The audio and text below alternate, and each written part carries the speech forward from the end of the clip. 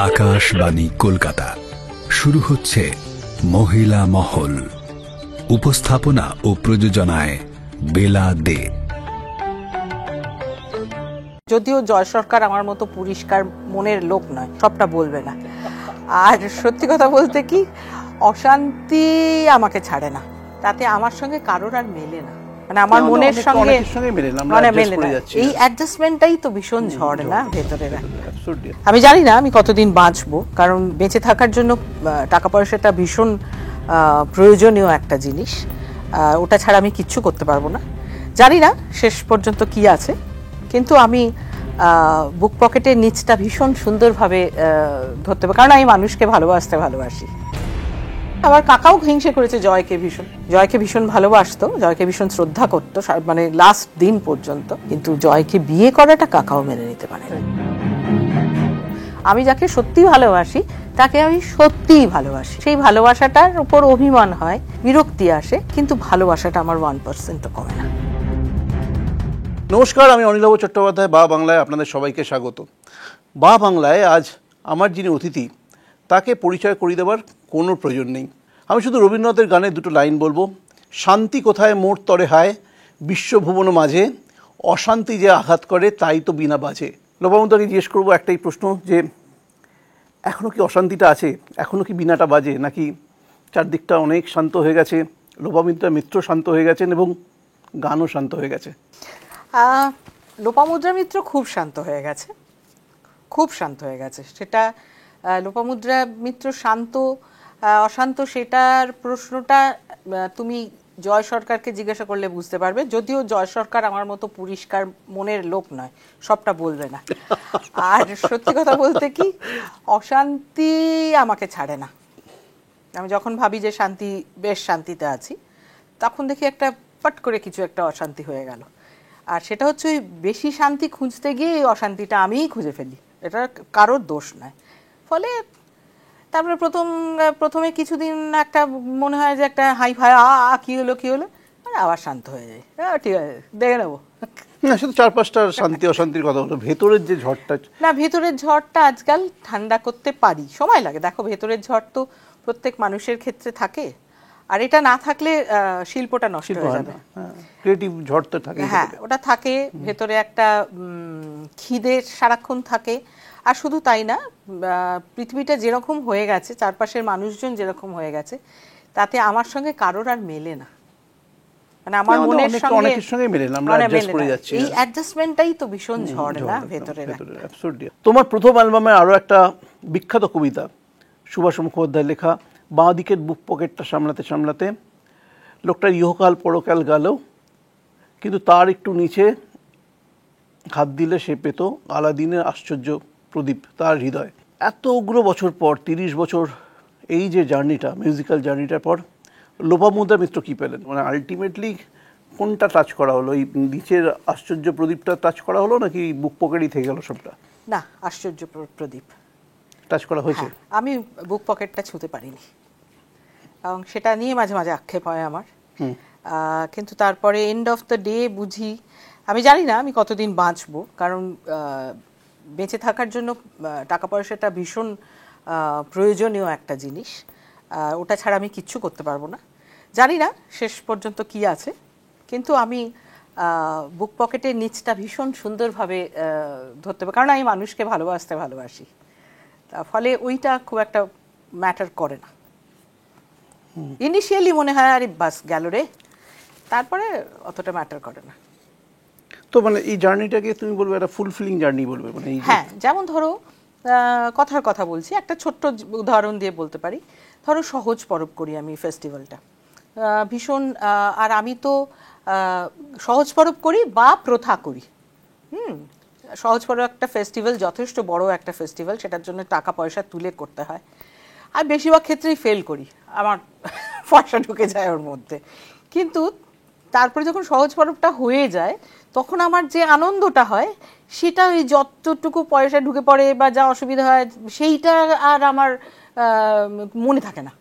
মানে এমনকি তুমি গত বছরে কি হারিয়েছি বা কি গেছে, সেটা আমি এই বছর তুমি জিজ্ঞেস করো, আমি বলতে পারবো না, আমি হিসেব রাখি না। আবার তেমনি প্রথা প্রথাটা আমি কিন্তু ওই কাজের আনন্দে কাজ করি, আমার তার প্রফিট লস কিছু নিয়ে আমি জানি না। এখন মানে খুব ভেরি রিসেন্টলি আমাকে একজন বলেছে যে আমি প্রচণ্ড ভুল চলছি এবং এটা আমাকে ভাবতে হবে। এখন এটা ভাবতে গিয়ে আমার সত্যি কষ্ট হচ্ছে, কারণ সেই আনন্দটা কোথায় মনে হচ্ছে কেউ একটা বেঁধে দিল আমাকে, মানে এইগুলো খোঁজ রাখবো, বেশ তো চলছিল। কিন্তু সে আমাকে প্রচণ্ড ভয় দেখিয়েছে, মানে একজন কোনো একজন প্রফেশনাল, যে ফিনান্সিয়াল লোক, যেটা হ্যাঁ, যে এখনো তুমি যদি 30-40 বছর বাঁচো তখন তোমার কি হবে। তা সেটা আমি একটু ভয় পেয়েছি বই কি। আচ্ছা, তোমার বলো যে মানে বাংলা গানের শিল্পীরা কি সত্যি এতটা ইয়ের মধ্যে থাকে? আমি অনেকের মুখেই শুনি যে একটা অনিশ্চয়তার কথা সব সময় শুনি, যে সবাই না। আর সত্যি কথা বলতে কি, আমার আমি বলতে চাইছি যে তোমরা যারা প্রতিষ্ঠিত শিল্পী, তারা ধরো মানে যে সময়টা ধরো লকডাউনের সময় যেটা শোনা যাচ্ছিল বারবার করে যে কি হবে একটা মানে, বা আমার লকডাউনের সময় তো সবাই আমরা যে কোনো প্রফেশনাল লোকেরাই একটা অনিশ্চয়তার মধ্যে ছিলাম, কিন্তু শিল্পীদের মুখে যে এটা শুনছিলাম যে মানে আতঙ্কটা গলায় পাচ্ছিলাম, সেটা কিংবা বা পরবর্তীকালেও যেটা শুনি আর কি, সেটা কি সত্যি মানে যারা প্রতিষ্ঠিত শিল্পী তাদের ক্ষেত্রেই বলছি আমি, কিন্তু আমি বলছি না যারা স্ট্রাগল করছে। কথা বলবো যে ধরো লাইফস্টাইলটা একটা বিশাল হাইফাই জায়গায় না নিয়ে গেলে, আমি যা রোজগার করেছি, আমি যা খেটেছি, আমার কাছে যা আছে, আমার ডাল ভাত খেয়ে চলে যাবে আমার ধারণা। এখন পৃথিবীর আর্থিক অবস্থাটা যদি সেরকম ভয়ঙ্কর খারাপ জায়গায় না পৌঁছয়, এটা আমাদের মতো জায়গায় যারা রয়েছে তাদেরও এই অসুবিধাটা হওয়ার কথা নয়। কিন্তু আমরা যে সময়টা গান গেয়েছি বা আমাদের পিক টাইম যেটা বলো, বা এখনও আমাদের জেনারেশনটা আর কি, আমরা কিন্তু সেইভাবে টাকা পয়সাটা পাইনি, কারণ আমরা পেতে চাইতেই পারতাম না যে এত টাকা চাইবো। আর একটা জিনিস আমার ক্ষেত্রে হয়েছে, বাদবাকিদের ক্ষেত্রে কি হয়েছে জানি না, আমার একটা ভীষণ ভেতরে ভেতরে আনন্দ হয় যে আমার জন্য আরও 15-16টা সংসার চলছে, এবং তাদেরকে ঠিক সম্মান মতো মানে যতটা সম্ভব হয় সেইটা করে তারপরে বাকিটা আমি আমার কথা ভেবেছি। আমি কোনোদিনও গান বাজনা করতে গিয়ে এখন দেখি অনেকটাই ভুল হয়েছে, বা পারিনি, বা আমার মানসিকতা মানে আমার জ্ঞানের বাইরে, আমার আইডিয়ার বাইরে, আমি জানি না। কিন্তু আমি চেষ্টা করেছি ধরো সাউন্ডটা বেস্ট হোক, মিউজিশিয়ানরা এইভাবে চলুক, আমি যেভাবে চলবো ওরাও আমার মতো করে চলুক।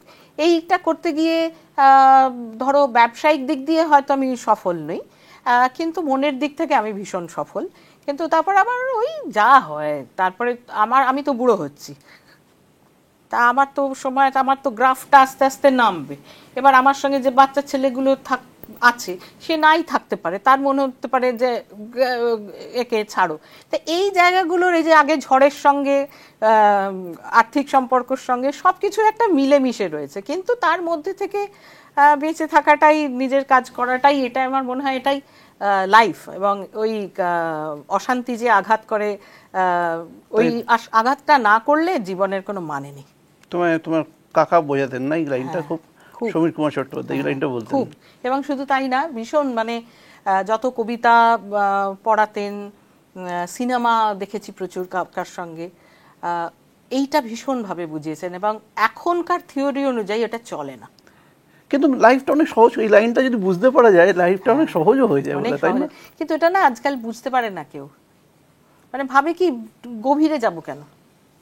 যার জন্য আমার বিষয়, সবাই বলে যে তোমার কোন গানটা গাওয়ার ইচ্ছে ছিল, আমার একটাই দুঃখ হয় যে গভীরে যাও গানটা আমি কেন গাইনি। আবার কাকা আমাকে দিয়ে গাইয়েছে যে বাহিরে নয় ভিতর জলে ভাসতে বলো, আমায় ভালোবাসতে বলো, ভীষণ ভালোবাসতে বলো। আমি যাকে সত্যি ভালোবাসি তাকে আমি সত্যিই ভালোবাসি, সেই ভালোবাসাটার উপর অভিমান হয়, বিরক্তি আসে, কিন্তু ভালোবাসাটা আমার 1% কমে না। বাবা কোথায় চাকরি করতেন? বাবা রিজার্ভ ব্যাংক। হ্যাঁ, কাকা ছিলেন রিজার্ভ ব্যাংকে। আর এটা আমি অনেক জায়গায় বলেওছি, মানে আমার জীবনে রিজার্ভ ব্যাংক একটা বিরাট বড় জায়গা জুড়ে। তাই কিরকম? কারণ আমার বাবার শরীর খারাপ হলো, রিজার্ভ ব্যাংক থেকে সব পৃথিবী শুদ্ধ লোক চলে এলো আমার বাবাকে রক্ষা করতে, এবং আমাদের বাড়ির কাউকে কিছু চিন্তাই করতে হলো না, আমার রিজার্ভ ব্যাংক সব কিছু করে দিল। ইউনিয়ন, যে ট্রেড ইউনিয়ন, হ্যাঁ করে দিল। সেই সূত্রে বাবার ওই সময়কার, আর তখন আমি নচ্ছাড় মেয়ে একটি, মানে ঘুরে বেড়াই, রাস্তার ছেলেদের সঙ্গে ক্রিকেট খেলি, ডাঙ্গুলি খেলি। এরকম একটা সময় কিছু ব্যাপারে কাকা এবং তরুণ তালুকদার, মানে তুষার তালুকদারের দাদা, তিনিও রিজার্ভ ব্যাংকে ছিলেন। আচ্ছা, আমার বেনি মাধব তরুণ তালুকদারের বাড়িতে তৈরি হয়েছে। ও আচ্ছা, ওই ভদ্রলোকও যদি না থাকতেন, উনি যদি ওই ঘরটায় মানে ওইভাবে মানে হারমোনিয়াম, তখন ফ্ল্যাট ফিলিপসের একটা রেকর্ডার ছিল, দুটো রেকর্ডার ছিল তরুণ কাকার কাছে, এবং হিউজ কালেকশন মানে গানের। তা সেইটা যদি ওরা না থাকতো আমার গান হতো না। তা সেই সময় আমাকে বোধহয় আমার বাবাকে আমি বাপি করে ডাকতাম, কোনো সময় বলেছিল বোধহয় গান করতো, আমি বোধহয় গান গেয়েছিলাম। তারপরে গান শুনেছিল, তখন প্রচণ্ড ওদের ভালো লেগেছিল, তখন ছোট আমি একদম। তারপরে কোনো একটা সময় আমার প্রচণ্ড রেজাল্ট খারাপ হয়, ঠিক তার পরের বছরটাই রেজাল্ট খারাপ হয়, মানে আমি অঙ্কে 16 পেয়েছিলাম বা এরকম কিছু একটা করেছিলাম। আর বাবাদের সূত্রেই ক্লাস থিয়েটার, রিজার্ভ ব্যাংকেরই বেশিরভাগ লোকজন দিয়ে ক্লাস থিয়েটার নামে একটি গ্রুপ থিয়েটার ছিল, সেইখানে গান গাইতাম, তাদের সঙ্গে ঘুরে বেড়াতাম, এইসব করতাম। এবং গানটা শিখতে তখন তুমি গান শিখতাম মানে গীতবিতানে শনি রোববার যেতাম, ভগবান গলায় গান দিয়ে পাঠিয়েছেন বলে বছর বছর পরীক্ষা হতো, সেই পরীক্ষায় ভালো রেজাল্ট হতো, ফার্স্টই হতাম মোটামুটি সেইখানেতে, ফার্স্ট সেকেন্ডের মধ্যে থাকতাম। কিন্তু গানের প্রতি আমার কোনো ভালোবাসা ছিল না, গান গাইতে পারতাম, আচ্ছা, বা এখনো বলছি গানটা গাইতে পারি, এটা একদম ওই জায়গা। তা সেই সময় মা বলেন এর গান বাজনা ক্লাস থিয়েটার পৃথিবীর কোথাও যাওয়া বন্ধ, কারণ আমাদের এই ফ্যামিলিতে বা যে কোনো সময় এরকম একটা নচ্ছাড় লেখাপড়ায় একটা কোনো মেয়েকে চলবে না। তখন কাকা মাকে এসে বলেছিলেন যে বৌদি ওর দায়িত্ব আমি নিলাম, আমি ওকে পড়াশুনো করাবো, আপনি ওর গান বাজনা বন্ধ করবেন না। সেই ক্লাস 8 থেকে আমি কাকার কাছে। গানের মানে ওই অ্যাফেকশনটা কি করে এলো? মানে ধরো একটা মেয়ে গান ভালো গায়, যায় গীতবিতানে যায়, এইটা না অদ্ভুত জানো তো, এটা মানে সৎসঙ্গে স্বর্গবাস বলে না, ওই কাকা। আর এটা ভেতরে আমার ছিল, আমার ভিতরে ছিল, মানে ধরো এই একটা মানে দুষ্টু ছিলাম। আর এটাও তোমার এতে বলি, মানে সব জায়গায় বলি, ছোটবেলার থেকে যেটা অভাব ছিল সেটা হচ্ছে ভালোবাসা পাইনি। বাবার মতো ছিলেন, মা সংসার দেখেছেন, ভালোবাসা যাকে পাওয়া, এখন যারা বেশি ভালোবাসা পায়, আমি সেটার কিছুই পাইনি। একটা জয়েন্ট ফ্যামিলিতে খুব যেমন তেমন করে বড় হয়েছে। তোমরা কয় ভাই বোন? আমি আর আমার দিদি আমার চেয়ে 10 বছরের বড়। আচ্ছা। আর বাড়িতে পিসির ছেলেমেয়েরা থাকতো, জ্যাঠার 2 মেয়ে, আরও আমাদের ফ্যামিলি, আমাদের হচ্ছে মানে চারিদিক থেকে সবাই এসে আমাদের বাড়িতে থাকতো। আচ্ছা।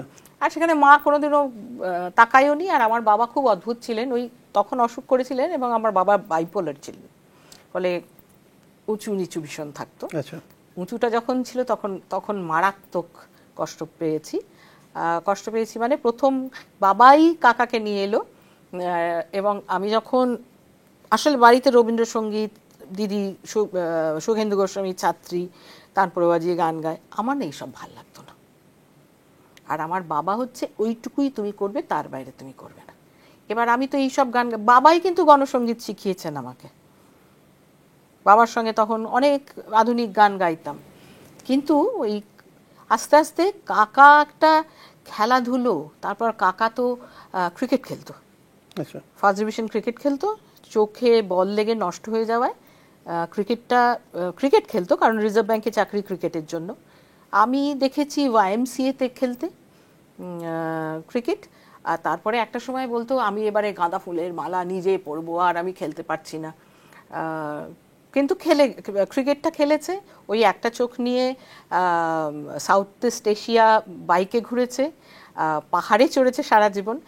মানুষটা একটা ভয়ঙ্কর ইন্টারেস্টিং মানুষ ছিল, এবং আমি সামহাও মানে ওই লোকটার প্রতি মানে আমি মানে শেষ পর্যন্ত মানে আমার যখন ধরো এখনও আমি কোনো বড় প্রবলেমে পড়ি, আমি এত মিস করি, কারণ সবাই আমাকে যে বলবে এটা ঠিক করছো না, ঠিক করছো না, ঠিক করছো না, কাকা বলতো ঠিক করেছিস তুই, এটাই করা উচিত ছিল। ওই সাপোর্টটা আমার ভীষণ, যদিও সেই সাপোর্টটা এখন খানিকটা আমার দিদি দেয় আমাকে। তা সেই ইন্টারেস্টটার থেকে না কোথা থেকে যে আমাকে নাটক দেখানো, মিরাকল ইন মিলন দেখেছিলাম আমি সেই সময়। মানে অদ্ভুত অদ্ভুত জিনিসের মধ্যে না আমাকে কাকা ঢুকিয়ে দিতে থাকলো, আর সেই যে ভেতরে ঢুকলো। বাবার তরফ থেকে কোনো ইয়ে আসেনি?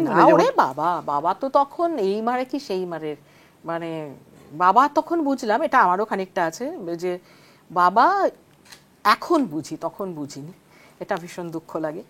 বাবা একটা অদ্ভুত পজিটিভ ছিল, সেই পজিটিভ, এবং আমি যা করব আমার গান বাজনা তার বাইরে যাবে না, এইটা মানে কাকাকে কোনোদিনও মুখের ওপরে বলতে পারিনি যে কিছু, মানে আমাকে গালাগালি দিয়ে কাকার কাছে গিয়ে বলতো তোর লালটু ভীষণ বদমাইশ, আমায় লালটু বলে রাখতো, এক্সপেক্ট করেছিল ছেলে, ছেলে হয়নি, তা গেছো হয়েছিল, ছেলে হয়নি গেছো হয়েছে, কিন্তু তার কারণ কিন্তু বাবাই, কারণ আমায় ছেড়ে দিত সবকিছু, নিজে কর করতে করতে বাঁদর হয়ে গেছিলাম আর কি।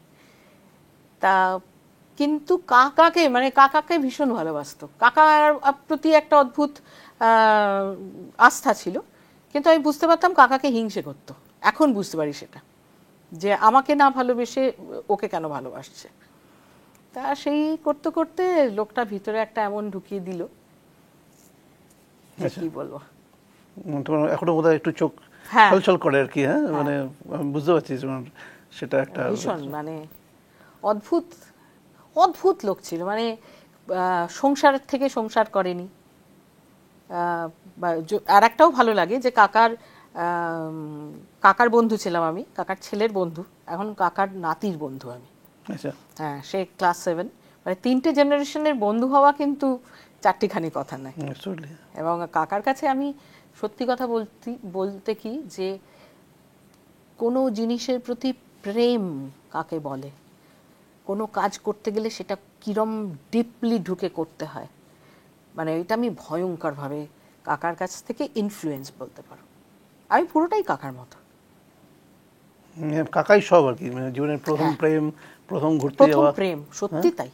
একটা বাইক ছিল, সেই বাইকে করে ঘুরে বেড়াতাম আমরা, আর বাবা তো বাড়িতে ওই গানগুলো করতে দিত না, চেঁচাতো ওইসব গান, আর ভয়ও পেতো কাকা, বলে কোনো দরকার নেই, ছেড়ে দে, টাবুদা বলতো, টাবুদাকে ছেড়ে দে, বাইরে গিয়ে করবো বলে বাইকে নিয়ে গিয়ে কোনো সময় রাধুবাবুর দোকানের উল্টো দিকের ফুটপাতে, ওইখানে কোনো তানপুরা নেই, কোনো হারমোনিয়াম নেই, কিচ্ছু নেই, ওই কাকা, অদ্ভুত কাকা নিজে গাইতে পারতো না,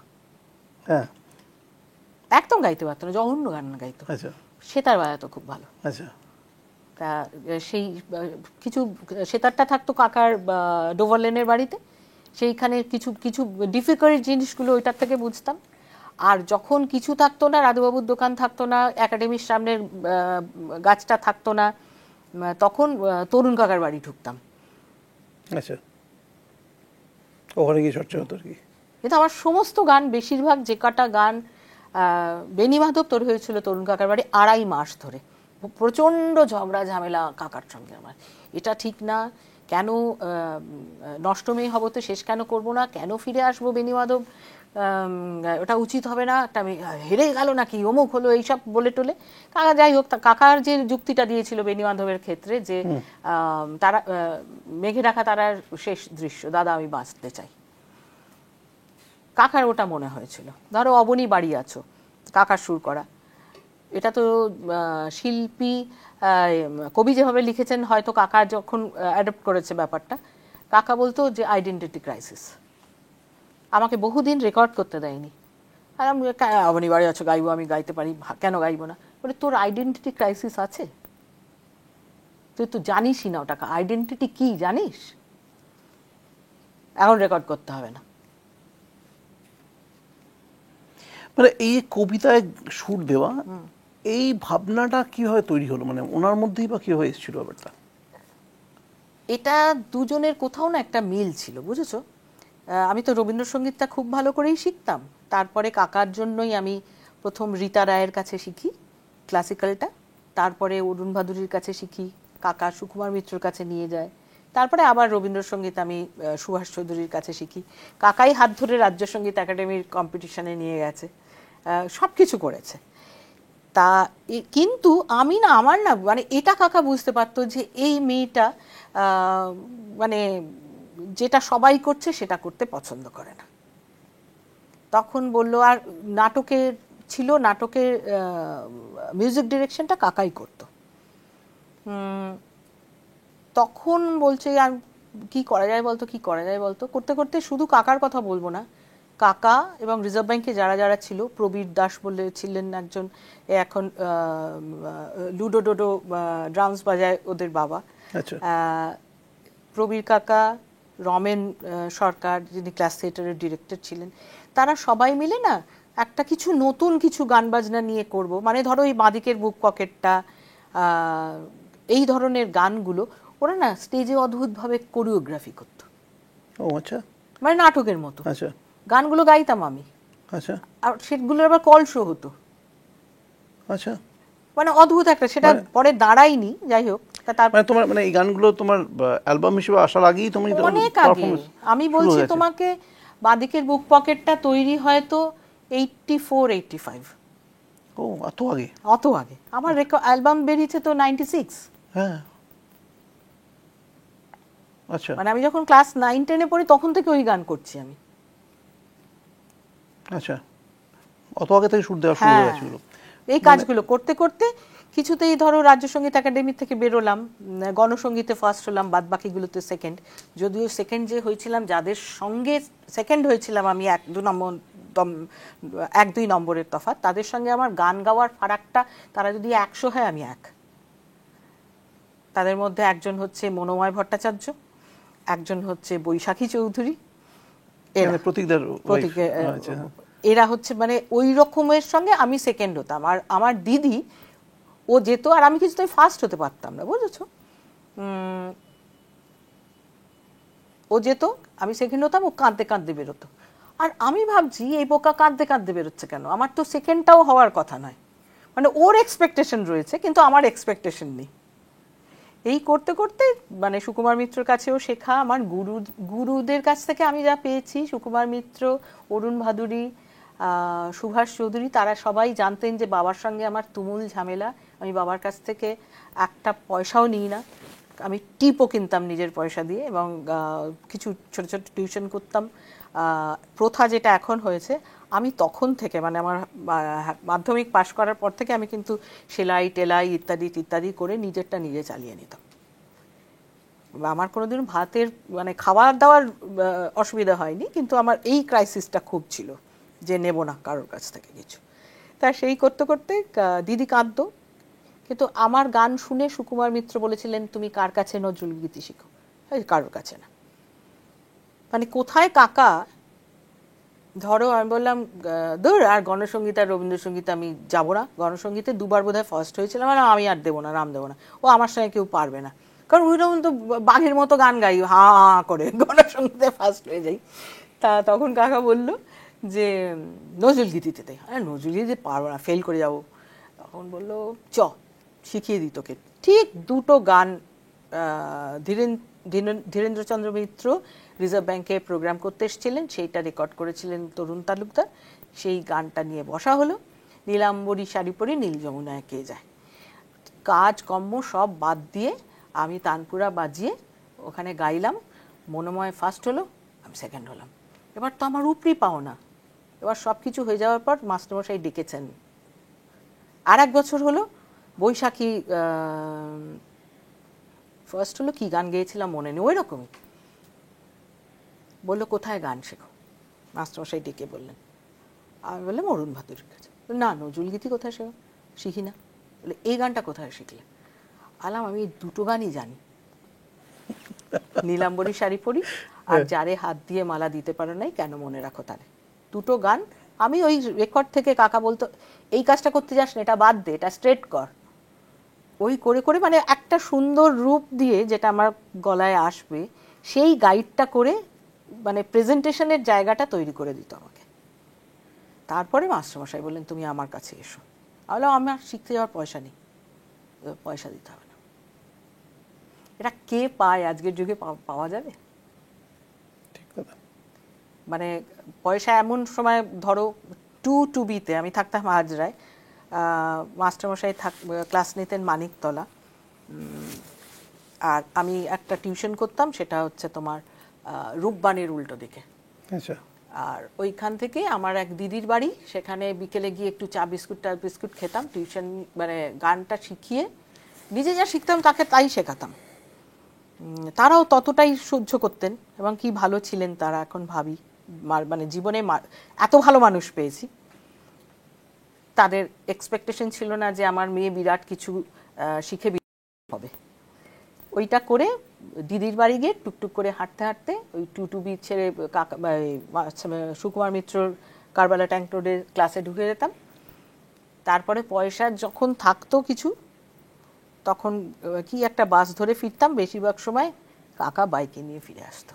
আর কাকা মার কাছ থেকে আমাকে মাধ্যমিক পড়ানোর জন্য 5 টাকা নিতেন। তারপরে হাই সেকেন্ডারি জোর করে আমার পিওর সায়েন্স পড়ানো হয়েছিল, তখন 10 টাকা নিতেন। কাকাই পড়াতেন? আচ্ছা, পড়াতেন উনি? আচ্ছা। তারপরে আমি বললাম আমি আর পড়বো না, আমার পড়তে ভালো লাগছে না, আমি গান গাইবো। তখন বলল যে কি পড়বি? আলাম আমি রবীন্দ্রভারতীতে গান নিয়ে পড়বো। বললো ওই গান বাজনার কোনো মানে, ওই গ্র্যাজুয়েশনের কোনো মানে নেই। তাহলে আমি কী নিয়ে পড়বো? আমি সায়েন্স তো আর পড়বোই না। যদিও আমার বুদ্ধিটা খারাপ ছিল না, পড়াশুনো করলে ঠিকঠাকই করতাম, করতে ভালোবাসতাম না। তখন বলো তুই এক কাজ কর, তুই বাংলা নিয়ে পড়, তোর ভালো লাগবে। পার্ট 1 দারুণ লাগলো পড়ে, দারুণ নাম্বার পেলাম। কোন কলেজে? বাসন্তী দেবী কলেজ। আর আমার বাড়িতে সবাই যোগমায়া দেবী, আমি ঘুম থেকে সকালে উঠতে পারি না বলে আমি যোগ পড়ি। তারপরে পার্ট 2-তে বললো এবারে নাম্বারটা খুব খারাপ হবে তো। কেন? বলছি তুই মানে শব্দটা বলছি না, খুব মানে উত্তর কলকাতার যে খারাপ শব্দ বলে, বলছে তুই পাশের বাড়ির ওই ছেলেটার সঙ্গে এদিক ওদিক করছিস। আচ্ছা, তারপরে?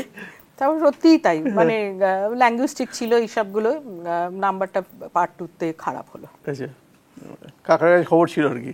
কাকার কাছে সব বুঝতো, বন্ধু ছিল একদম না। আচ্ছা। আর আমিও বলতাম সব, মানে হ্যাঁ এটা হচ্ছে। বলছে সিরিয়াস কি তুই? বললাম না না, বাজে সময়, টাইম পাস। তখন এইসব বলতাম আর কি। কিন্তু মানে আবার কাকাও হিংসে করেছে জয়কে ভীষণ, জয়কে ভীষণ ভালোবাসতো, জয়কে ভীষণ শ্রদ্ধা করতো, মানে লাস্ট দিন পর্যন্ত। কিন্তু জয়কে বিয়ে করাটা কাকাও মেনে নিতে পারে। তাই কেন? এটা বলেছিল যে তুই বিয়ে করলে তুই আর গান বাজনা করতে পারবি না, তুই সংসার করবি। আচ্ছা। এটা খুব ভুল, এটা একটা কাকার জীবনে ভুল অ্যাসেসমেন্ট ছিল। কারণ যে এত আমার কাছে গান বাজনাটা 1 নম্বর জায়গা, সেটা জয়েরও হয়েছে। যখন আমি প্রথা করি তখন জয় প্রচণ্ড রেগে গেছিল যে তুমি গান বাজনা ছেড়ে প্রথা করছো। আর আমি তো ওই যে প্রথম প্রশ্ন করলে ইনসিকিউরিটি, আমি তো ভাবছি আজকেই গান বাজনা শেষ হয়ে যাবে, কালকের থেকে আমার সময় কাটবে কি করে, সেই জন্য প্রথা করা। 11 বছর হয়ে গেল। তারপরে প্রথা করার পর একটা একক করলাম। সেই এককে যাওয়ার পর জয় বিশ্বাস করলো যে না আমি গান বাজনাটাও করি, যখন মন দিয়ে করি।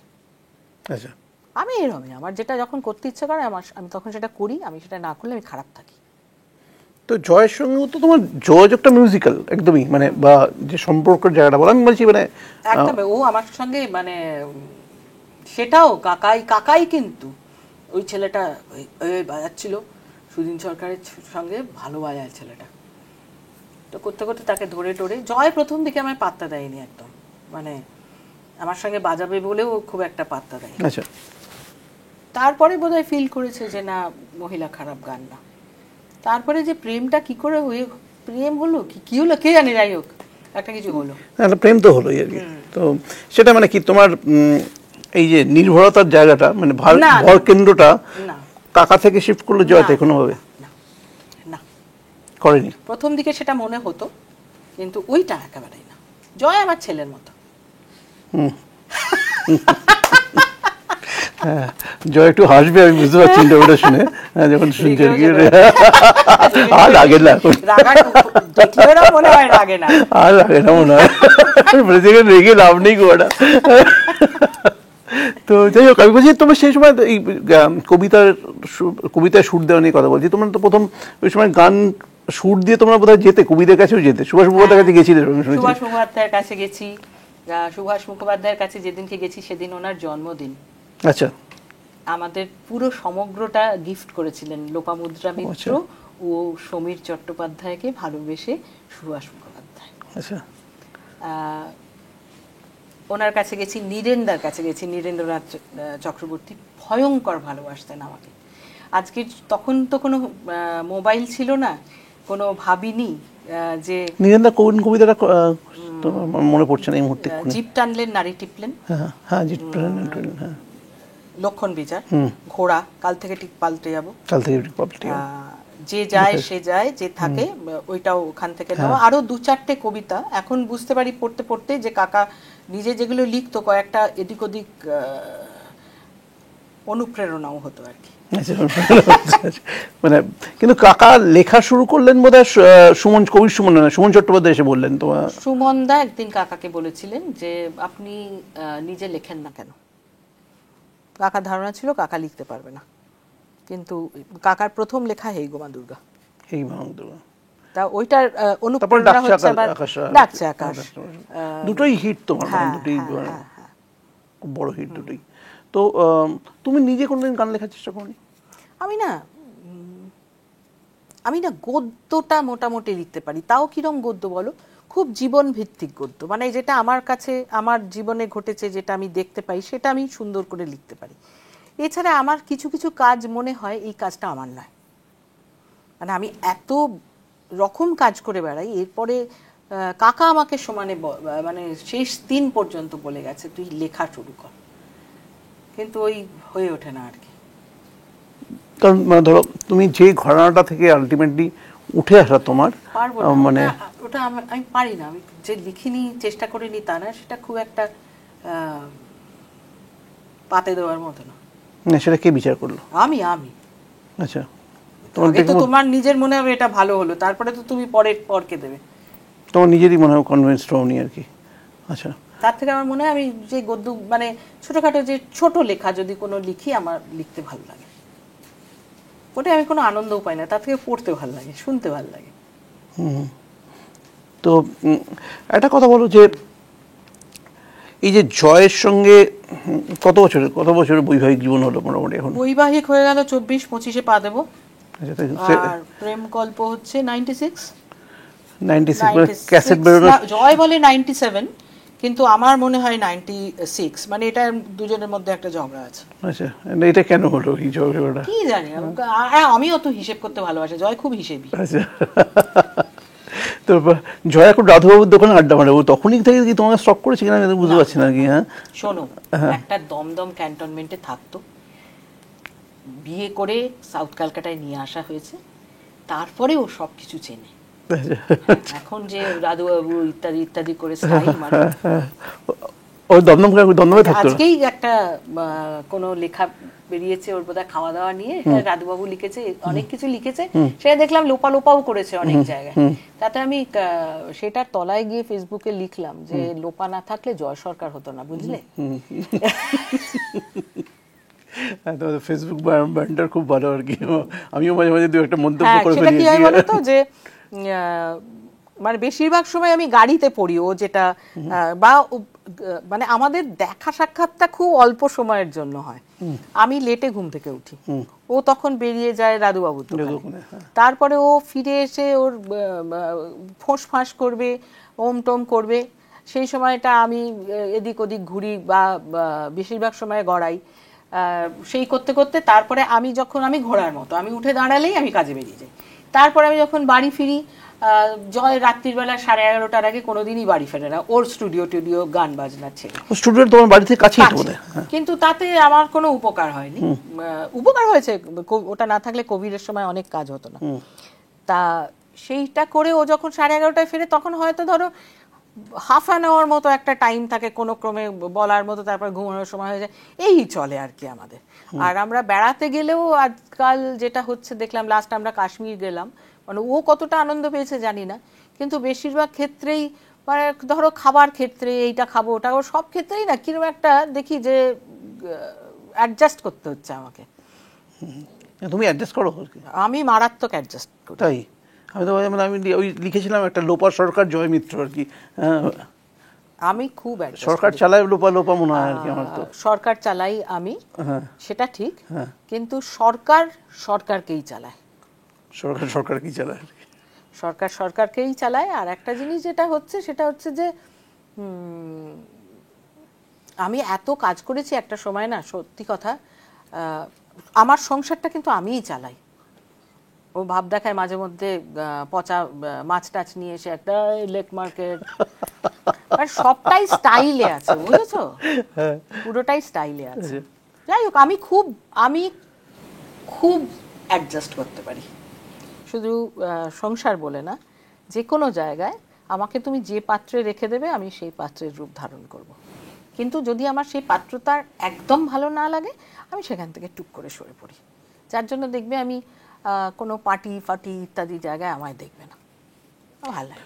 তুমি যখন ধরো গানটা শুরু করলে, ধরো মানে শুরু করবো বলবো না, আমি বলছি যখন তোমার প্রথম অ্যালবাম এলো ধরো 96, ওই সময়টা, সেই সময়টা ধরো রিমেক চলছে খুব ভীষণভাবে, মানে শ্রীকান্ত দা গাইছিলেন, শ্রীকান্ত দার অ্যালবাম হিট করলো, ইন্দ্রনীলদার অ্যালবাম হিট করলো, ওই সময় নিশ্চয়ই তোমার উপর নিশ্চয়ই প্রেশার এসেছিল খানিকটা?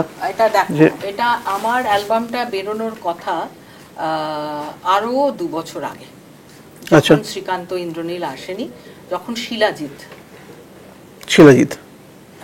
ঘুম পেয়েছে বাড়ি যাওয়ার আগে আমার অ্যালবাম বেরিয়ে যাওয়ার কথা। আচ্ছা, সেটা কেন বেরোয়নি সেই গল্পে আর যাচ্ছি না, কিন্তু যে কোনো কারণেই হোক বেরোয়নি, এবং বেরোয়নি যে ভালো হয়েছিল এখন পরে মনে হয়। কারণ ওই যে একটা রিমেকের সময় একটা উল্টো স্রোত, মানে উল্টো স্রোতে আমি এসেছিলাম, সেটা আমার জন্য ভালো হয়েছে। আর তখন ওই সময়টায় যদি স্রোতের মতো থাকতাম, সেটা কতটা কি হতো, সেই সময় বেনি মাধব কতটা হিট করতো আমি জানি না। কিন্তু তখন তো নতুন গান, নতুন কথায় গান হচ্ছে, নতুন গানটা আস্তে আস্তে লোকের আবার ভালো না লাগতেও শুরু করেছে। আর তারপর সেই সময় শ্রীকান্তরা এলো, এবার HMV থেকে আমায় প্রথম অ্যালবাম নিয়ে কোনো কথা বলেননি ওরা, কারণ ওরা বলেছিলেন যে 2 বছর আগে ওরা আমাকে সিলেক্ট করে রেখেছিলেন। বেনি মাধব তো রেকর্ড করার 2 বছর আগে তৈরি হয়েছে, এবং তখন প্রোগ্রামে খানিকটা হিট। আচ্ছা, সেটা তখন বলেই হতো আর কি। আচ্ছা, মানে আমি 96-এ ফেব্রুয়ারিতে 8 ফেব্রুয়ারি অ্যালবামটা বেরোয়, আমি 97-এর ডিসেম্বরে 27টা শো করেছিলাম। আচ্ছা, এবং সেটার কারণ ছিল বেনি মাধব। ডেফিনেটলি ওরকম একটা হিট গান সেই সময়। কিন্তু আমি একটা জিনিস বলতে, মানে তখন কি রেকর্ডিং তোমরা করতে HMVর ওই দমদম স্টুডিওতে? আচ্ছা, সেই পুরনো স্টুডিওটা আমি জানি না এখন কি অবস্থা, কি এখনো আছে? একই স্টুডিওটা শুনছি একই রকম আছে, মানে একটা গান রেকর্ড হলো আর কি, সেটার জন্য একটা ওইভাবে আর অত বড় ফ্লোরেরও দরকার হয় না। আমার খুব ইচ্ছে একটা HMV-তে গিয়ে আবার কাজ করব, খুব ইচ্ছে। কিন্তু HMV-টা এখন যেরকম ভাবে চলছে তারা আর আমাদের খুব একটা পৌঁছে না। বাংলা গান, তারপরে আবার বুড়ি, খুব একটা পাত্তা দিচ্ছে না আর কি। না সেটা নয়, আমার মনে হয় যে তুমি এটা বললে যে বাংলা গান পাত্তা দিচ্ছে না। সত্যি তোমার বাংলা যে সমস্ত বেসিক অ্যালবামগুলো হতো সেগুলো তো সত্যি বন্ধ হয়ে গেছে। তোমার কি মনে হলো, মানে এই যে শিফটটা হলো, এটা কেন? মানে এই যে মানে কমপ্লিটলি এটা বদলে গেল, যে এই যে বাংলা গান, যে ছবি সিনেমার গানের বাইরেও যে গান ভালোবাসতো বাঙালিরা, সেইটা কেন, মানে কোথা থেকে বদলালো তোমার মনে হয়? বলবো না, বলোই না এখন কথা বললে। দেখো, এমনি আমার শত্রু সংখ্যা খুব বেশি, জানো তো। উপরে বুঝতে না পারা গেলে আমি বুঝতে পারি, তলে তলে ভীষণ শত্রু। আর এখন আমার সময়টা ভালো যাচ্ছে না, পরে বলবো। আচ্ছা, তো ধরো যে সমস্ত বেসিক কারণগুলো তো ধরো আমরা বুঝতে পারি, যে ধরো FM স্টেশনগুলো বাংলা গান বাজালো না, তারপরে বড় কারণ FM স্টেশনের জন্যই কিন্তু বাংলা গান এই জায়গায় এসেছিল। কারণ আমার মনে আছে কার্পেট যে বছর বেরিয়েছিল তখনও FM ছিল না। FM আসার পর তখন কার্পেট হয়নি, তোমার হিটও করেনি। কার্পেট কিন্তু হিট করেছে FM। আবার আমরা যখন গান করেছি তখন FM ছিল না। অনেক এর মধ্যে মানে এই কথাগুলো না আমি আর বলতে চাই না, অনেক কিছু এগুলো কাকার সঙ্গেও আমার আলোচনা হতো বহুদিন যাবত। কাকা কিন্তু বহুদিন আগে আমায় বলে গেছিল, যা করছিস করে নে, আর বেশি দিন বাংলা গান শুনবে না লোকে। তোমার কি একটা জায়গায় মনে হয় না একই সঙ্গে, মানে এই অভিযোগটা সবসময় শুনি, কিন্তু একই সঙ্গে কি মনে হয় না, ধরো আজকে একটা বাংলাদেশে একটা গান অপরাধী, হ্যাঁ, 100 মিলিয়ন ভিউ, ধরো আমি গানের গুণগত মান কিছুতে যাচ্ছি না, আমি বলছি একটা টুম্পা সোনার মতো একটা বাংলা গান, সেটা 100 মিলিয়ন ভিউ দিয়েছে, তো তার মানে কি কোথাও একটা এই বাংলা গানের শ্রোতা তো আছে। আমি বলতে চাইছি না যে আমি গানগুলো দিয়ে আমি অপরাধী বা টুম্পা সোনা দিয়ে বলছি না, আমি বলতে চাইছি যে এই যে নতুন মিডিয়াটা, মানে এই ডিজিটাল মিডিয়ার ফলে, ধরো আজকে একটা আমরা শ্রীলঙ্কার একটা গান মানিকে মাগে হতেও শুনছি, বা একটা সাউথ কোরিয়ান গানও শুনছি, বা এরকম শুনছি, বা ধরো বাংলাদেশের একটা গান সাগর পাড়ে আইসা আমার মাতাল মাতাল লাগে, ধরো এই গানটা আমরা শুনছি, তো এই যে একটা বাচ্চার গলায় শুনছি, সেই গানটা হিট করে যাচ্ছে, হচ্ছে এমন একটা পপুলার হচ্ছে, ভাইরাল হচ্ছে, তো এই জায়গা থেকে এটা একটা অপরচুনিটিও ছিল না আমাদের বাংলা গানের যারা শিল্পী, যারা একটু সাহসও করলো না, এটা মনে হয় কোথাও যে সময়টাকে ভাঙার যে সাহস। আমার ক্ষেত্রে যেটা হয়েছে, আমি পরিষ্কার কথা বলছি, এটার মধ্যে আমার কোনো মানে আমি আমারটাই সাহস করে বলতে পারি, অন্যটা তো বলতে পারি না। আমার যখন এই অ্যালবাম করাটা, অ্যালবাম ব্যাপারটা নষ্ট হয়ে গেল, দেখো আমরা তো গান নিজেরা করিনি, আমাদের কোম্পানি ডেকে খরচা করে গান করিয়েছে। আমাকে সুব্রত চৌধুরী বলেছিলেন HMV যেদিন প্রথম ওনার সাথে দেখা হয়, যে তুমি গান করবে, মার্কেট করব আমরা। এখন একজন শিল্পীকে নিজে গান গাইতে হয়, নিজে মার্কেটিং করতে হয়। আর আমার ক্ষেত্রে আমি মার্কেটিং বিষয়টা বুঝি না।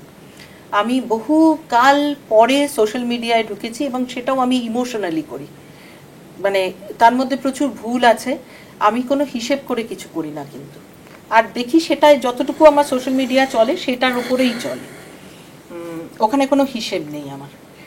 আর একটা যেটা আমার ইন্টারেস্ট চলে গেছে, এই মিডিয়ামটা বদলে যাওয়াতে এই একটা গান, একটা আধটা গান আমার ভালো লাগে না, আমার ইচ্ছেই করে না, মানে আর তারপরে করতে গেলে সেইটার প্রথম কথা একটা প্রচুর খরচা। আমরা যেভাবে কাজ করে এসেছি, যেভাবে কাজ করতে ভালোবাসি, ধরো একটা গান করতেও যে পরিমাণ খরচা হয়, যে পরিমাণ মিউজিক ভিডিও করতে, প্রথম কথা মিউজিক ভিডিও বিষয়টাই আমার ভালো লাগে না। আমি এটা হয়তো নেক্সট টাইম হতে পারে আমি মিউজিক ভিডিও করবই না, শুধু গানটা নানা জায়গায় দিয়ে দেবো যেখানে শোনার জন্য, যারা গান শোনার তারা সেখান থেকে শোনে। তোমার যে লোকটা স্পটিফাইতে শুনছে গানটা, ধরো সে তো আর তোমার মিউজিক ভিডিও শুনছে না, এটা তখন তো সেটা ছিল না, তখন মিউজিক ভিডিও, ধরো রবীন্দ্রসঙ্গীত, বহে নিরন্তর অনন্ত আনন্দ ধারা, এইটা মিউজিক ভিডিও হবে কেন? এটা তো ভিডিওটা আমার মনে, এই জায়গাগুলো আমার মনে হয়, আর এই কারণে আমি কাজ করার ইন্টারেস্ট পাইনি। এবং এই সোশ্যাল মিডিয়ায় নিজের পয়সায় খরচা করে অ্যালবাম কররে, তারপরেতে এখন ধরো ইউটিউব বা যেখানে যা খুশি সেগুলো হিট করাতে গেলে সেগুলোতে পয়সা ঢালতে হয়, সেই পয়সা ঢালার উপায়টা আমি জানি না। আর কথা হচ্ছে কেন ঢালবো, হয়তো ঢালা উচিত, কিন্তু সেটা এখনো পর্যন্ত আমি নিজেকে মানিয়ে নিতে পারিনি, বা জানি না যে এটা কিভাবে হিট করাতে হয়। মানে তার জন্য তো এজেন্সি আছে, বিভিন্ন এজেন্সি আছে যারা জানে আর কি, তোমার হচ্ছে যারা এই কাজটা করবে। কলকাতায় কটা এজেন্সি এখন সিনেমার জন্য কাজ করে, তারা নিশ্চয়ই সেরকম ভাবে টাকা পয়সা পান বলে কাজ করেন। আমাদের জন্য অত পয়সা চাইলে দিতে পারবো না গো, কোথাও একটা লাগবে। কিন্তু মার্কেটটাও তো অনেক বড় হয়েছে, এটা বিশ্বাস করো, অনেক বড় হয়েছে, কিন্তু ওই আজকে তোমার একটা অ্যালবাম, একটা ক্যাসেট চালিয়ে একটা লোক শুনছে, আর তার বদলে একটা গোটা পৃথিবী জুড়ে একটা গান, এবং গানের আমার যেটা মনে হচ্ছে গানের ভাষাতেও খুব একটা এখন আর অসুবিধা হচ্ছে না, মানে যে পাঞ্জাবি ফোক গোটা ওয়ার্ল্ড জুড়ে পপুলার। কিন্তু একটা জিনিস যেটা হয়েছে, আমি যে ধরনের গান গেয়েছি সেটার সঙ্গে খুব মাথা জড়িয়ে রয়েছে। এখন মানুষ কি খুব একটা মাথা দেয় কোনো কিছুতে গান শোনার ক্ষেত্রে, মানে স্টেজের ক্ষেত্রেও বলছি আমি, সেই দোষগুলো কিন্তু আমাদেরই। আর আমি নেক্সট জেনারেশনকে খুব ভালোবাসি এই কারণে আমার সবসময় মনে হয় যে বাটনটা সবসময় নেক্সট কাউকে দিয়ে দেওয়া উচিত, যে সে নিয়ে চলবে। কারণ সেই অর্থে আমাদের তো কেউ, আমার নিজেরটাই আমি নিজে করে চলেছি। আমার যেভাবে আমি গান গেয়েছি খুব ভাল লাগে, আমি এক বাংলা গান এরমভাবে দাঁড়িয়ে গাইতাম প্রথমে, তারপরে সবাই গাইতে শুরু করলো। কিন্তু এইটা ভীষণ মনে হয় যে পরের জেনারেশনের মধ্যে না এই যে যে জায়গাটা এসছে, কোয়ান্টিটিটা এত বেড়ে গেছে, এত ওরা খুব গুলিয়ে রয়েছে যে এটা আমি গান কি তৈরি হচ্ছে না, ভালো গান প্রচুর রয়েছে, শুনতে পাই তো প্রচুর গান ভালো লাগে, কিন্তু সেই গানগুলো প্রপার জায়গায় প্রপার লোকের কাছে পৌঁছানো সেইটা একটা সমস্যা হয়ে যাচ্ছে। মানে এইটা ঠিক ওই কেউ না করে দিলে না এটা হচ্ছে না। তার তুমি ধরো না যে গানগুলোর কথা তুমি বলছো, সেই একটা গান হিট করে super duper duper duper million billion হয়ে যাচ্ছে, কিন্তু কোনো আর্টিস্ট সেরকম ভাবে কি তৈরি হচ্ছে, মানে কোনো আইডেন্টিটি তৈরি হচ্ছে?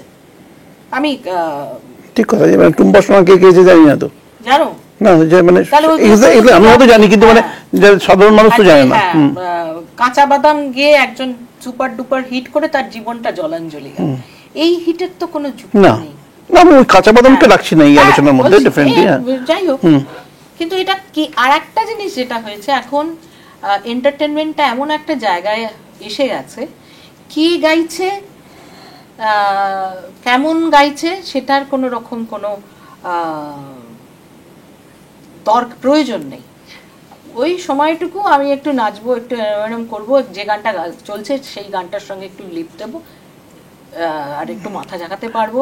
আমি ভীষণ গভীরে যাও বিষয়টা ভীষণ কমে গেছে। তোমরাও ফেস করো তো ফাংশনে গিয়ে এটা ভীষণভাবে? ভীষণভাবে, মানে একটা সময়ের পর আমাদের টিমে একটা কথা আছে, ধরো খানিকক্ষণ চেষ্টা করলাম, আপ্রাণ চেষ্টা করলাম যে কিছু ভালো শোনাবো ইত্যাদি ইত্যাদি, দেখলাম না দেবে নাচবো, এই সুযোগ যেই হয়ে গেল আমিও পেছন ফেলে বলি চ উড়া, আমাদের একটা কথা আছে, তখন আমার ওই উড়ার গানগুলো চলে। সেটার সঙ্গে আমার মানে আমি খুব প্রফেশনালি গানগুলো পারফেক্টলি গাওয়ার চেষ্টা করি, কিন্তু সেটার সঙ্গে আমার বেশিরভাগ ক্ষেত্রেই মনের সম্পর্ক থাকে। এই যারা কষ্ট আছে অসম্ভব, কিন্তু সেগুলো বেরিয়ে যায় মাঝে মধ্যে যখন আমি একটা একক করি। ধরো আমি 4-5 বছর অন্তর অন্তর একটা একক করি, সেই একক যখন হাউসফুল হয় আর সেই এককে যখন একটাও চেনা গান গাই না, সেখানে আমাকে বেনি মাধবও গাইতে হয় না, ঘাদিনা নাথিনা গাইতে হয় না, আইকে যাবি গাইতে হয় না, ডাকছে আকাশ গাইতে হয় না, তখন বুঝি হ্যাঁ এই কটা লোক আছে যারা মন থেকে গান শোনে এবং তারা আমাদের প্রতি বিশ্বাস রেখেছে। ধরো আমরা মানে জয় সরকারের প্রতি এখন আমি নতুন করে প্রেমে পড়েছি, কারণ জয় সরকার এখন জয়লোপা এক্সপ্রেস করতে রাজি হয়েছে, ফলে সেটা একটা মিউজিক্যালি একটা খুবই আমার জীবনের এটা একটা স্বপ্নের মতো জায়গা। কারণ জয় সরকার যবের থেকে আমার সঙ্গে গিটার বাজানো ছেড়েছিলেন, তবের থেকে তো আমি জয় সরকারকে সহ্য করতে পারিনি, দু চোখে ওই মানিয়ে নিয়ে চলতে হয় তাই চলতাম। কেন ছেড়েছিল, কি বলেছিল? বলেছিল না এটা না ছাড়লে ওর জায়গাটা তৈরি হতো না গো। মানে যে সময় ও স্টুডিওতে প্রচুর কাজ করছে, আমি রোজ এখানে মেদিনীপুর, ওখানে শিলিগুড়ি, ওখানে বনগা ছুটছি, এটা ওর পক্ষে সম্ভব ছিল না। আর এটা আমার খুব অন্যায় হতো আমি যদি এটা নিয়ে। আর যখন ও তো বৃষ্টি পায়ে পায়েটা দিয়ে দিল সৌমিতাকে, শুনে কি হলো? না খুবই খারাপ কাজ করেছিল।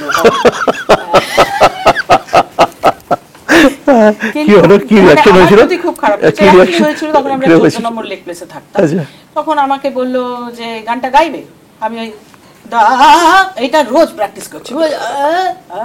শুভমিতা এলো, লোপাদি তুমি ওই জায়গাটা প্র্যাকটিস করছো না? বললাম হ্যাঁ রে, গানটা গাইতে হবে তো, আমার তো এইসব গলায় খুব কম আসে, গাইতে হবে, করতে হবে। করতে করতে সেই বছর একটা অ্যালবাম হলো, অ্যালবামটার নাম হলো এই অবেলায়, এবং তার মধ্যে যা যা গান হলো, গানগুলো একটু হাটকে, মানে তার সঙ্গে দেখেছো কি তাকে যায় না আর কি, মিষ্টি মিষ্টি এরকম একটা গান যায় না। ফলে আমি সেই বছর বললাম যে এই বছর এই গানটা গাইবো না। আর তখন তো আমি খুব রঙে থাকতাম, গাইবো না এরকম একটা ব্যাপার। ও মা, শুভমিতাও ছিপ ফেলে বসেছিল আর জয় সরকারও ছিপ ফেলে বসেছিল যে শুভমিতার মতো এরকম একটা গলা যদি পেয়ে যায় তাহলে ঠিক আছে, ওই লোপা ভেড়ে গলায় গাইবে, দরকার নেই। টুক করে দেখি বললো শোনো এই গানটা তুমি তো গাইছো না, আমি শুভমিতাকে দিয়ে দিলাম। আমি জাস্ট চুপ করে গেলাম, সেদিন থেকে চুপ করেছিলাম প্রায় কদিন ছিল? 1.5 মাস। 1.5 মাস চুপ ছিল, আচ্ছা। 1.5 মাস চুপ ছিলাম, কি চাপ বেচারার। গানটা শুনিও নি। আচ্ছা। সেই সময় যা যা অনেকগুলো ভালো গান হয়েছিল, সেই কোনো গানই আমি শুনি, শোনার কোনো মানে ইচ্ছেই জাগে না। তারপর একদিন কোনো শো করে ফিরছিলাম, এফএম চলছিল, সেইখানে দেখেছো কি তাকেটা আমি শুনি। আচ্ছা। তারপর থেকে আমার আর কোনোদিন রাগ হয়নি, আচ্ছা, মানে কারেক্ট কাজ করেছে। এটাই একটা মিউজিক ডিরেক্টরের কাজ। ঠিক কথা, নিশ্চয়ই, অ্যাবসলিউটলি। শ্রেয়াকেও অনেক, শ্রেয়াকেও দিয়ে অনেক গান গাইছে ও। খোলা চিঠি গানটা, ওটাই তো শ্রেয়াকে দিল শ্রেয়া বলে, লোপামুদ্রার মতো হেঁড়ে গলায় দেবে না বলে, সেটাও রাগ হয়েছিল। আচ্ছা, ভালো গান দিয়ে তো রাগ হয় এখনো। হ্যাঁ, ভালো গান যে গানটা আমার গাইতে ইচ্ছা করে, শুধু জয় সরকার কেন, যে কোনো গান ধরো, কোনো গান, ওই গানটা ইমন গেয়েছিল, কোন গানটা বলো, ইমনের হিট গান, এই প্রাক্তনের গানটা বলছো? প্রাক্তনের, আমার রাগ হয়নি, আমি থাকতে ইমন কেন গাইবে এই গানটা। আচ্ছা, তো গভীরে যাও, আমাকে দিতে পারতো না, কে দিতাম তো গানটা।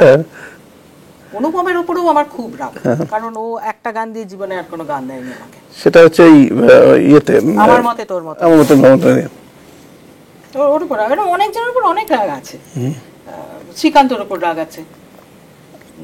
সেটা কি রাগ? ওইরকম গান দিয়ে দেওয়া, কিন্তু এটাও ঘটনা যে শ্রীকান্তর গলা দিয়ে যেটা বেরিয়েছে না, যেভাবে বেরিয়েছে, ওটা আমার দ্বারা হতো না। আবার এটাও ঠিক তো, যাও পাখি আমাকেই দিয়েছিল জয় সরকার, শ্রীকান্তকে না দিয়ে। ঠিক কথা, মিলিমিশে আছে, ঠিক কথা। তো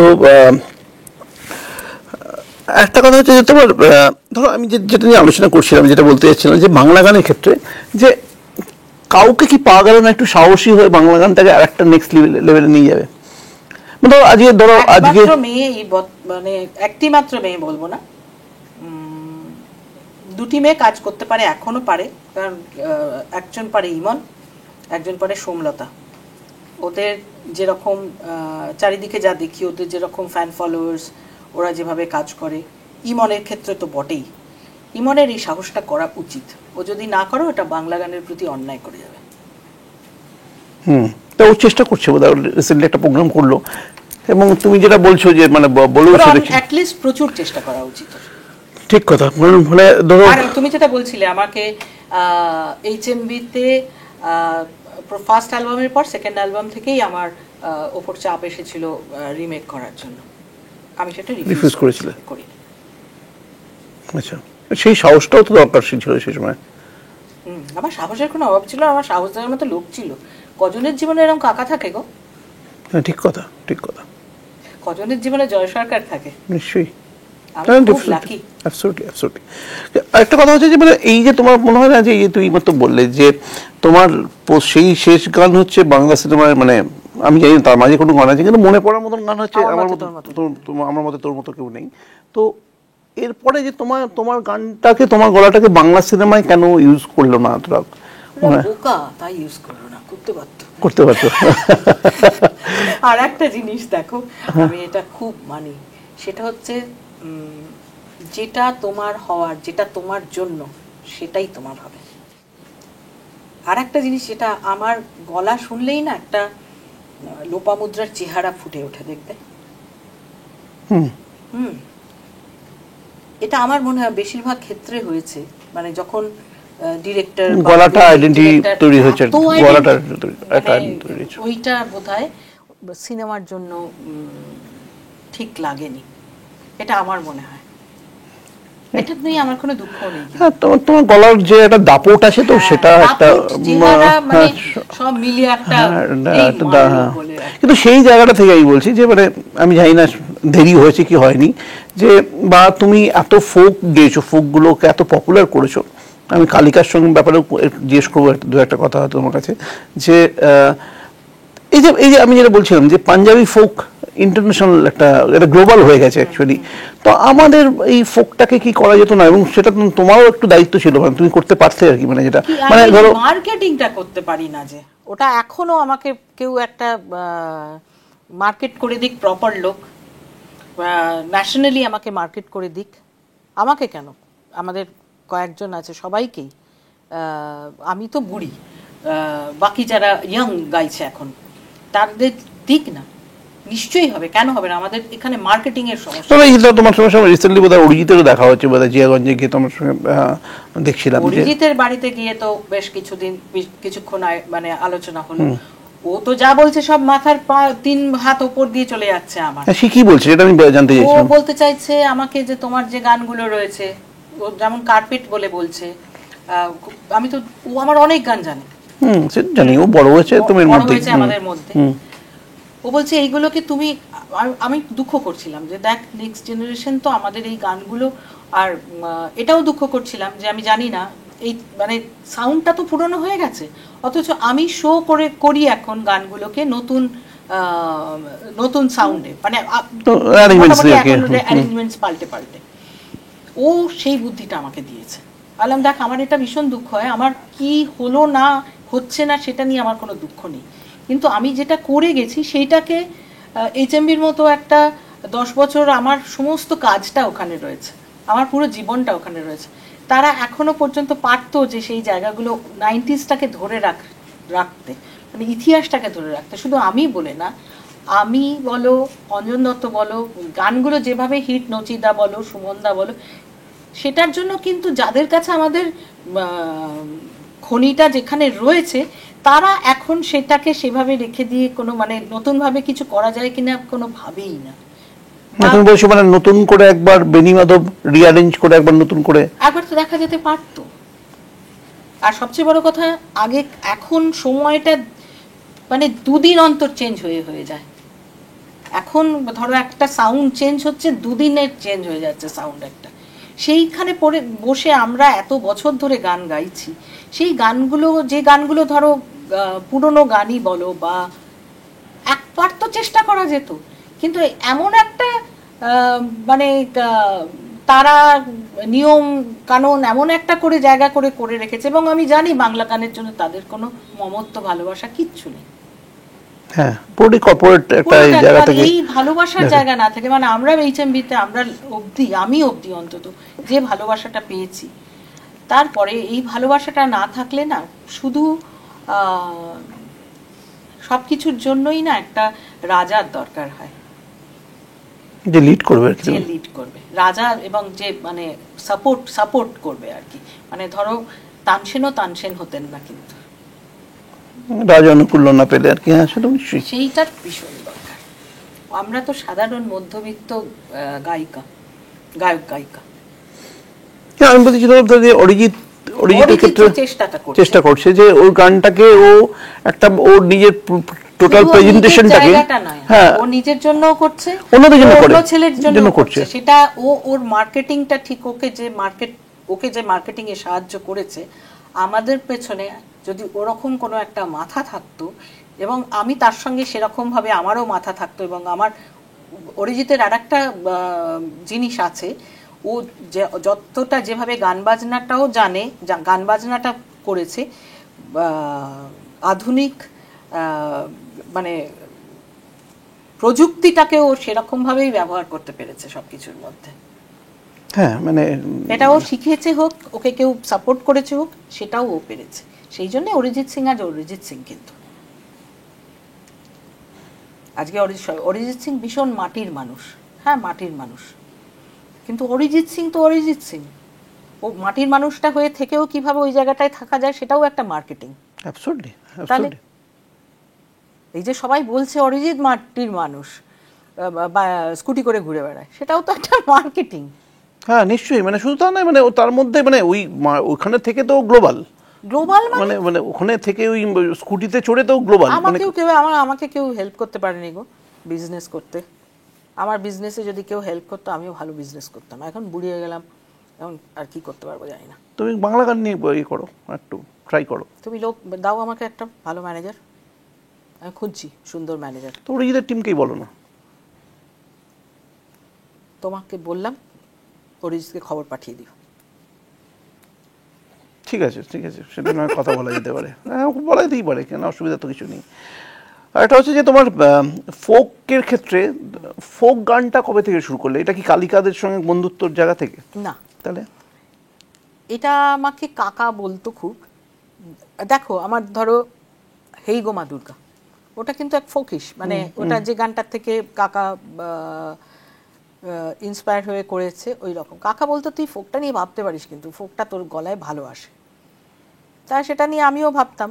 তারপরে ধরো ফোক রেকর্ড করলাম তো 2008, কিন্তু আমি ফোক নিয়ে কোনোদিন চর্চা করিনি, মানে আর আমি ভেতরে ভেতরে না ভীষণ নিয়ম মেনে চলি, মানে আমি যেটা করিনি, আমি যেটা শিখিনি, আমি যেটা জানি না সেটা আমি করব, এইটা আমার খুব অস্বস্তির জায়গা হয়, এটা আমি পারি না করতে।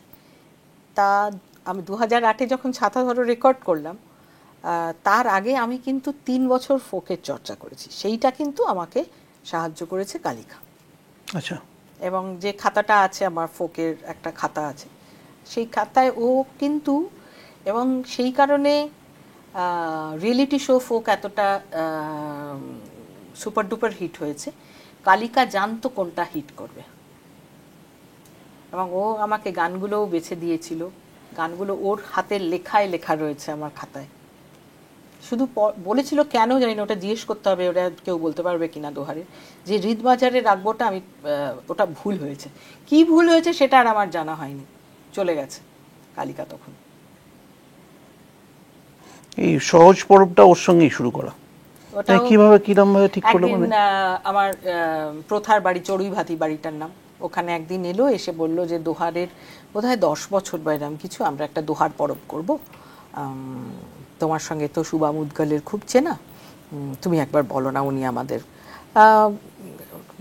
কিছু একটা, মানে উনি এসে কিছু করবেন বা কিছু একটা কারণ। আমি তখন বললাম তোমরা এত ছোট নিয়ে ভাবো কেন গো, দোহার পরব ভাবছো কেন, বড় কিছু একটা ভাবি না, চলো। বলে হ্যাঁ করা যায় করা যায়। ওই যে ওখানে আমি, রাজীব আর কালিকা ছিলাম, ওই ওখান থেকে দেখবে সহজ পরবের যে লোগোটা, সেটার সঙ্গে দোহারের খুব মিল, কারণ দোহার পরবটাকে সহজ পরব করা হয়েছে। আচ্ছা আচ্ছা।